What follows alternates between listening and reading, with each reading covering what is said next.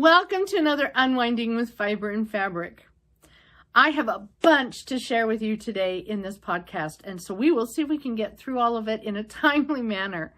I first just want to say that yes, I did come down with a head cold. I am still trying to recover, so I'm a little stuffy.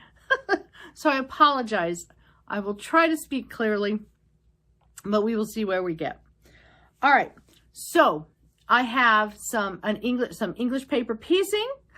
I have some patchwork, and I have some printable ideas to share.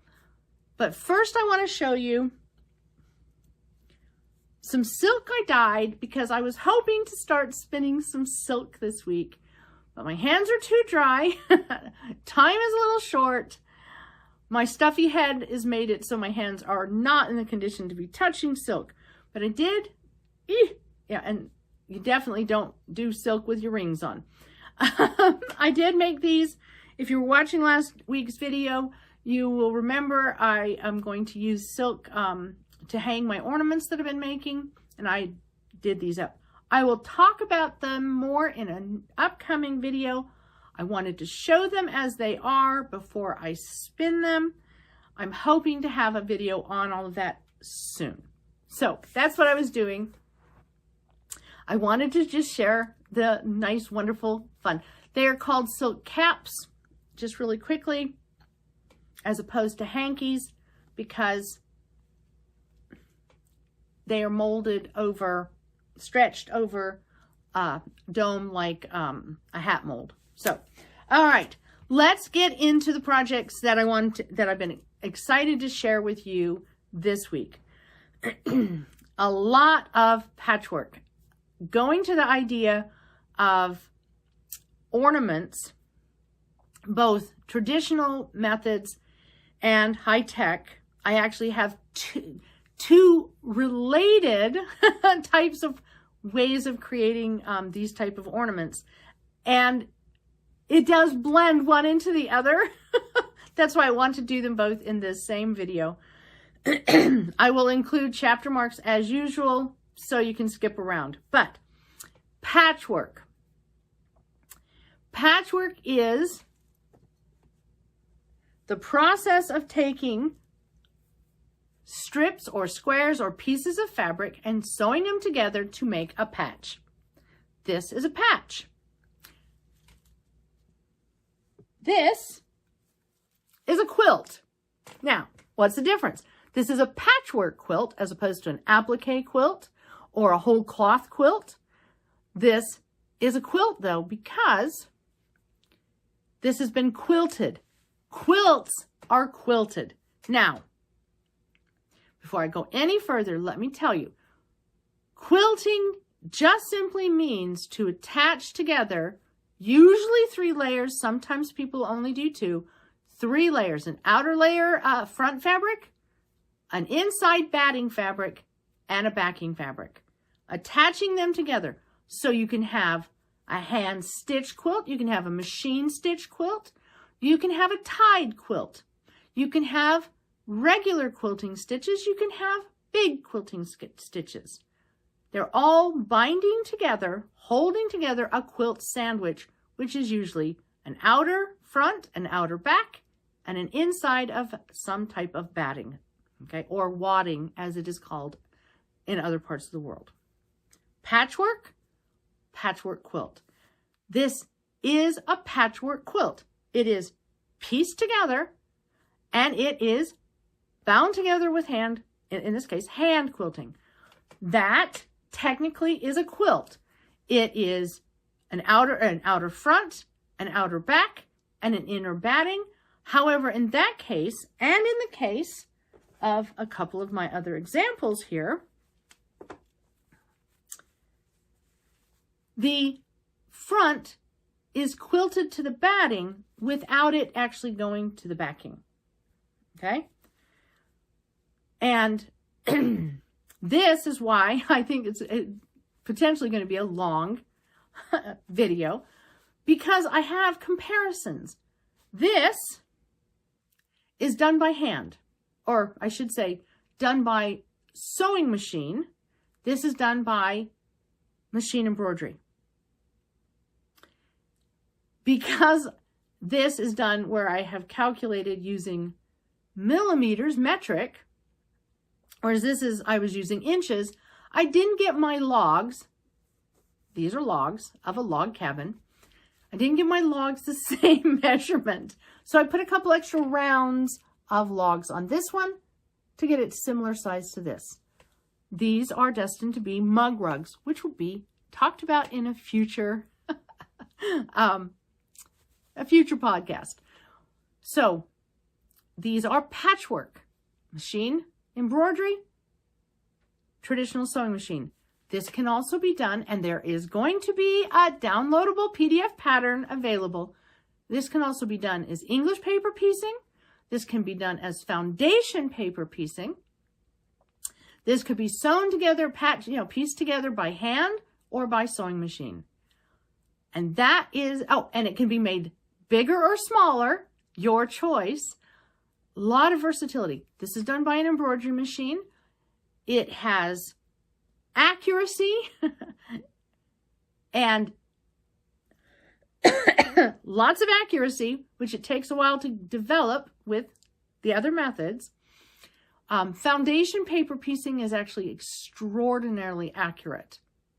Okay, so it has accuracy, but it doesn't have the versatility.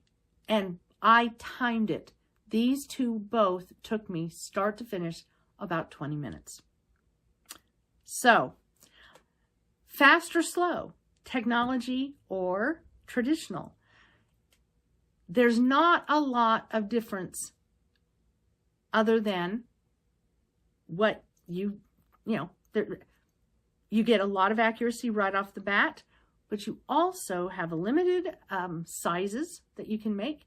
And this is the big key. This one has a lot more waste.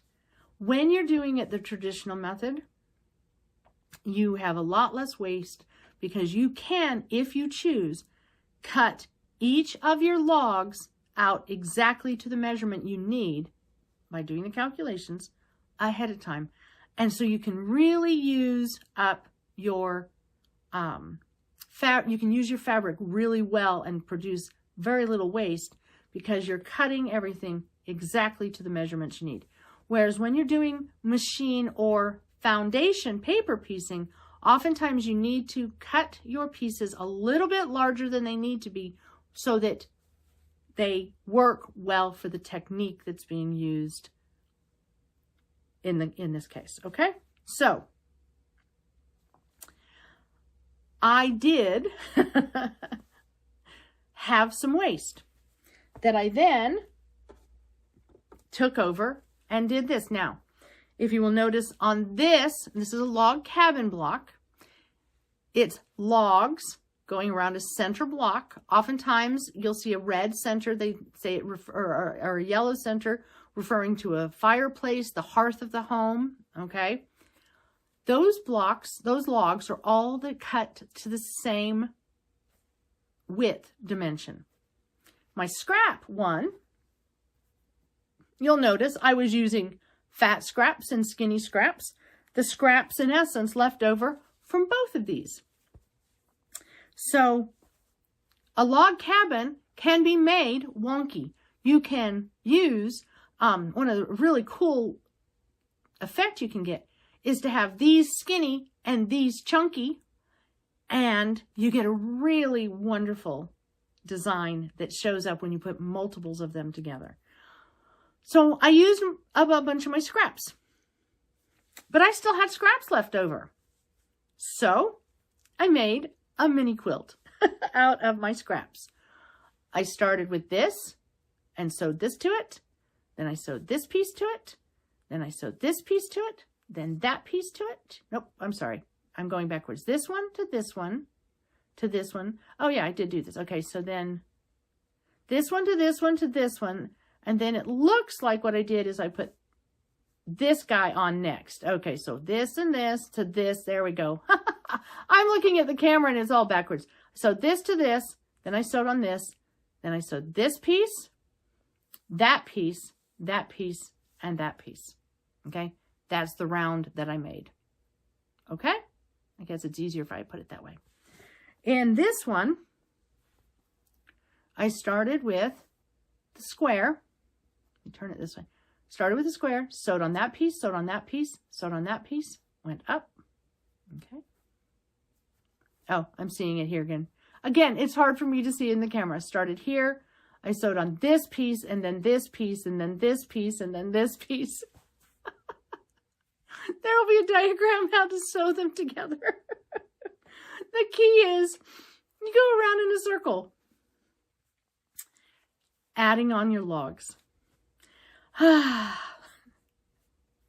And you're making patchwork, and you're making patchwork quilts. So the advantage of doing a traditional way, you have lots of versatility. The advantage of using high tech, the more tech you have, sometimes the less versatile, but you get a lot of accuracy right off the bat without having to do any practicing. And it can seem to be faster, maybe, but I tested. Now, 2 more examples. Traditional, using a sewing machine, using an embroidery machine. Now you'll notice the difference. This one has satin stitching around the edge, okay?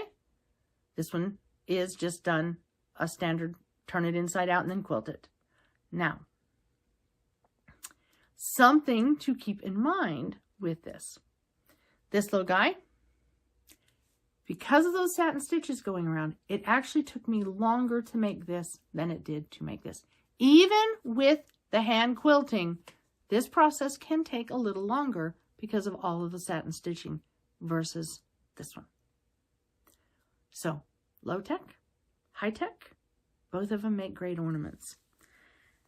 A number of years ago, I made a bunch of little quilted ornaments. These are also quilted ornaments, but these are not patchwork because it's quilted. So we have the quilting. These are printed on cotton fabric. They're printed quilts. Printed. And then, in this case, printed and then painted with acrylic paints. So let me tell you about how this was made. And this one is technically quilted because it has the tufts. It has the little ties. So let me tell you about this and the concept of this. Okay. If you're going to print, you can use an inkjet printer, a standard inkjet printer. But you need to have fabric that is prepared to accept the ink if you're going to use an inkjet printer. You can buy white fabric that has been pre-treated with a chemical to make it so the ink will bond. You can also buy it on rolls that, larger. You can also prepare your own with some solution if you'd like to. All are good measures. If you're going to print on your own fabric and you buy the solution to make the fabric take the ink, be sure to buy something called freezer paper. It adheres temporarily to the back of your fabric so that it can run through the printer. We use freezer paper oftentimes in applique. We can use it even in English paper piecing. It's really simple. One side is standard paper, the other side is a coating that does, when applied with heat, temporarily stick to your fabric. So I printed this with an inkjet printer. Then I used acrylic paint, which I thinned out with it's a medium of some sort that makes it so that the acrylic paint becomes thinner and is better on fabric. You have a better texture feel, okay? And then I painted over the top of the design with some metallic paints. And then I tied it, because it's an ornament, I can get away with tying it with metallic thread. If I were doing a larger quilt, this is called tufting or tying a quilt. It is a legitimate quilting method, although some people want to argue that it isn't. It is just as legitimate as doing the big stitch that you see, and it is just as legitimate as doing machine quilting. if you're going to be a traditionalist, then you better be doing hand quilting, and otherwise I really think you have to like step out of the argument. It is quilting if it is binding together your quilt sandwich. It's as simple as that. It doesn't have to be more complicated. If you're going to quilt with regular quilting thread, and I have one rule in quilting, and that is it. One rule, it must be structurally sound.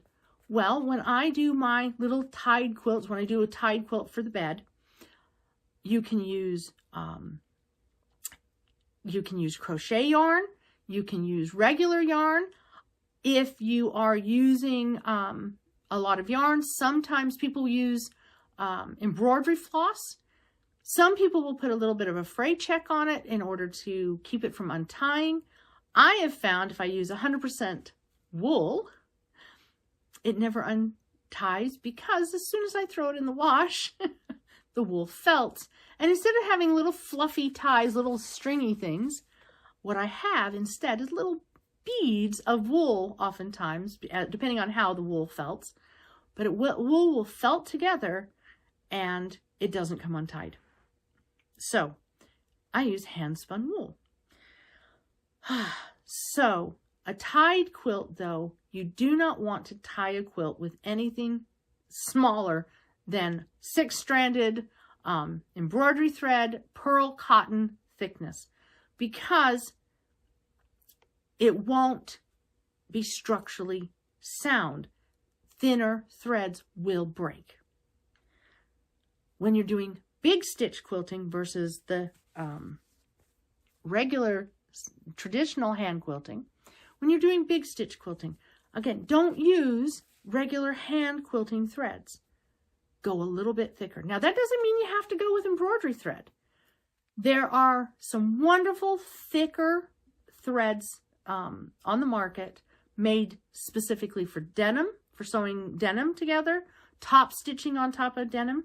And they are heavy duty, good, thick, not coated. They can be soft. They can look lovely. They come in lots of colors, but look for something like that. You want to go for the big stitch with a bit heftier thread than your standard sewing machine or hand quilting threads. So if you're going to use thin thread, you need to do tiny stitches because of that structural soundness. Thin thread can get caught in ways that the other thread may not get caught, the yarns. But if it gets caught under your little pinky finger, your fingernail can get caught underneath it, it can snap and break. Okay? So we put lots of tiny, tiny stitches when we use tiny thread. It's as simple as that. So this is a quilt. That is a quilt. Machine quilted versus hand quilted versus tied quilt. I don't have any examples of big stitch quilting here. I do have a couple examples that my great-grandmother made back in the 1930s and the 1930s. Okay, so I've seen big stitch quilting historically. I have seen it in a resurgence today. Just remember what threads, and that goes for your ornament size. Keep in mind what you're making.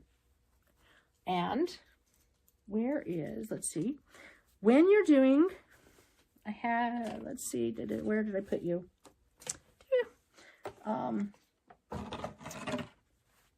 There, it was underneath the stack. This has not been quilted yet. I could simply put a button here or a tuft, a tie, and that would be considered quilted. It would be holding the sandwich together. Okay? So, technically, because this has the batting now attached to it, it is quilted. And that actually helps me explain to you why quilting is the attaching of it in the sandwich. The idea is to hold that batting, that wadding in place. That was the whole purpose. Anybody can take two pieces of fabric, sew them together to a running stitch around the outside in order for it to not constantly billow in the wind. I do that all the time with receiving blankets of flannel receiving blankets. And that's a blanket. Anyone can do that. You could do a patchwork that way. You could do a patchwork on the top and a layer of cotton on the, or a layer of fabric on the back, sew it together, turn it right side out, and it's a blanket. It's nice if you do a stitch around the edge so that it's not constantly opening up and billowing around and being a duvet cover, okay? So the minute you basically bind that edge together in some manner, either with binding or a stitch around the whole thing, minute you have bound those two layers together, you have a blanket, not a duvet. All right. But when you start bringing in batting and wadding, you have to quilt it some way to keep it so that batting or wadding does not go anywhere. It doesn't move around. Even with all of the high-tech scrims that we now put in our battings with needle punch and all of this that it does, if we don't put enough quilting, to hold one of the pieces of fabric at least to the batting will deteriorate and break apart more quickly and bunch up or fall out, bunch up, because hopefully it's all sealed. Okay. Older batting / wadding didn't have needle punch, didn't have scrim. It wasn't felted. It was laid out over the backing. Then the top was put on and you quilted it to hold it all together. Much like if you have ever dealt with a feather mattress, a feather duvet, you'll see it tufted. You'll see it pocketed together to keep the feathers in place. We were doing the same thing with cotton or wool. Okay, and now we have cotton, wool, bamboo. I saw silk the other day. Oh my goodness. All sorts of fibers that we are using as the layer in between, the air layer that gives us the warmth and lets it breathe. Okay, so by simply, on a size this big, simply putting a button here, I have secured that batting to where it's not going anywhere. It's not going to bunch. It's now been secured. So that is the quilting. Now, options. You saw I did that, and I'll talk about that again in just a moment. You can print anything on the fabric and then make it into the little quilts. These are the trials. I actually have 2 more that printed out better on my tree every year. These stay in my samples to show. So this is crazy patch done that way. Same kind of technique. Okay. All right. Now back to this. So I wanted to say a couple more things because this is my segue into the next concept of still working with fabric, making these ornaments. You can do something like this. This was an inkjet printer. If you take permanent markers, you don't necessarily have to have pre-treated fabric. However, if you're not using pre-treated fabric, you can run into a lot of problem with what's permanent and what's not permanent. You can get more bleeding. You can have a lot more issue. But you can use permanent markers. The trick with using permanent markers is make sure those permanent markers, that design, does not come in contact with isopropyl alcohol or alcohol, period, okay? Because they're alcohol-based inks, and that is designed to try to, remove the ink, not make it stay. The second thing, do not wash the item at least for 3 weeks. So all of a sudden, it's not that fast anymore because you really need to let it set. Heat setting it alone isn't going to be enough. With your standard inks, your standard permanent, quote, air quotes, permanent markers. But there are other markers on the market. And I have 2 different markers that I want to share with you as we go into the next ornament. These are heat transfer pens, so they are designed to be used on cotton and polyester fabrics, and they are designed to be heat bonded to the fabrics. I have not tested the wash fastness of this on cotton, and I have not done an extensive testing on cotton. I have done some testing. They do work. But these are heat transfer pens. These are sublimation pens. These work well on both fabrics. These work on polyester fabrics. Okay? The higher the polyester content, the better they work. Very simple. A lot of the t-shirts we see are sublimation. Sublimation can adhere to any kind of polyacrylic type coatings. That's where we're getting the tumblers. It's a big thing. I got this to play with, and then yes, I broke down. Finally, I'll admit, I broke down and I bought a sublimation printer. Now, sublimation ink, very different from the inkjet printers of the stuff I showed before. We overlap, though, in what we are doing with them. Sublimation ink works best on acrylic, polyester, high man-made plastics, because you're melting, you're bonding a chemical reaction with the fibers. I have tested these to some extent on cottons. They do work as advertised. They will work as an option to just your permanent ink markers. Okay? All right, but let's move on to talking specifically about my tests in sublimation ink. Now, buying a sublimation printer is getting a lot of equipment that really works only on if it's acrylic. Now, in my case, I don't wear, I'm removing polyester from my clothing. So I don't have, I was sitting there like, what can I try this on? And that's why I didn't get into this before. But then someone showed me how I could use sublimation on some of the machine embroidery that I'm doing, because I'm using a lot of times a polyester thread because it has a lot of shine and it's wonderful. Okay. And then I thought, well, I'll try the markers. The reason I ended up getting the printer is because once I delved into it a little more, I realized I can now use, because we use a poly acrylic coat oftentimes on our wood pieces that we're making, we can use this in areas that are crafting, not clothing. But I wanted to share how just a simple little, I think it was like $20, $15, $20 of pens, okay, can really be a fun way to do some projects.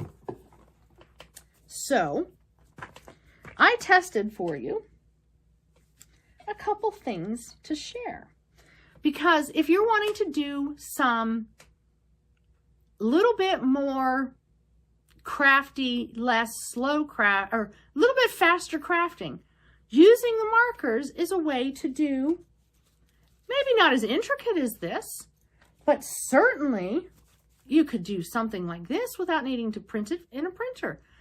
You can just use these. Technically, and I have tried them, you can use this right on good quality printer paper. Now, you will want to purchase a roll of parchment, plain, basic, the standard parchment paper that I would use in my kitchen. I have a roll of it now in my sewing and craft room. So you can draw on regular paper, but using sublimation paper does have an advantage because the ink doesn't bleed through the back as much. And you always, anything you're going to use with sublimation, you're going to definitely always sandwich it in between layers of parchment paper to protect your iron and whatever ironing surface you're using. I have a heat press, but this can be done, especially when we're talking about small scale ornament size, your standard household iron. There are instructions that you can follow for the processes, and everyone on YouTube has been doing this now for years. So these markers, though, you can draw them directly on the paper. You can also draw them directly on acrylic felt. So that was my test. This is drawn directly on the acrylic felt, put between some parchment paper, shoved under some heat for the prescribed amount of time. I think it's something like 40 seconds to a minute. On the highest heat your iron probably goes, okay? I think it's around 385 Fahrenheit and 200 Celsius is, I think, what we have. Again, lots of instructions out there, even with some of the stuff that you get. I decided, let's see, right on acrylic felt. So that is done right on acrylic felt. And I want to show you that. It looks a little bit kind of like if I'd have just drawn on acrylic felt. However, when I did it on sublimation paper, that's what I got. This is from my printer. I've been making myself, and that was the wonderful thing last week, I've been making myself learn how to use my art software a little bit more, and I drew all of that myself. I had a basic shape that I followed that I've been using for years, but I colored it in. I freehand, or I guess you call freehand with a computer, made my little holly. So this is with my printer. This is with the markers. Okay? Now, because I used the sublimation paper, there was a lot of ink left. This is the second print. Now, my printer, there wasn't any of the light blue left. There was some of this. But when I'm coloring it in to get a good coating on the paper to do with the pens, there was enough for a second print. So by using the sublimation paper, while it is more expensive, you can get a second good print when you're coloring it in like that. So that's something to keep in mind. Oh, and this is just Cutaway Stabilizer. Cutaway Stabilizer is a basic polyester stabilizer. It's non-woven, and I could cut this out and I could craft with it. So this craft, color it in, and then I hand stitched the two pieces together, making this little ornament for the tree. Printer and markers. So I wanted to share, it was my big excitement. I wanted to be able to share the sublimation with you. I've been so excited to share this with you because it is using high-tech concept with felt ornaments, which has been around forever. This is acrylic felt, not my wool felt. Wool felt, though, would be I may do some wool felt ornaments here in the next few weeks, but craft felt, acrylic craft felt. I get good quality acrylic craft felt. This was really interesting. This is puffy, good quality craft felt. But when you put it under that much heat, it compressed it. So when you first, when you would see this craft felt normally, it would look that thick with one sheet. But after all the weight, it thinned it. But it is durable. This isn't going anywhere. This is solid. This has some staying power. Staying power. So sublimation pens on acrylic felt. Your artistic ability is all that holds you back or leaps you forward. And remember, even a little kid can color if they stop worrying so much about staying within the lines and making a masterpiece. So, inkjet printer, sublimation, two different ways of putting color on fabric. that makes wonderful ornaments. Now, I have one more thing to share before my English paper piecing. And there are a couple English paper piecing items for this week. I have this little box. It is a magnetic closure box. I have purchased these, and I will tell you at the end how I'm planning on using this. But I have stuff in here. English paper piecing using pentagons. You can make baubles, and I've included PDF there'll be 3 sizes in the PDF to make baubles. Only the problem is the first one I didn't sew them together correctly. I sewed all of my pentagons together, and then rather than sewing, I still have a needle. See how they mesh together? Rather than doing it like this, okay? This is the tinier size.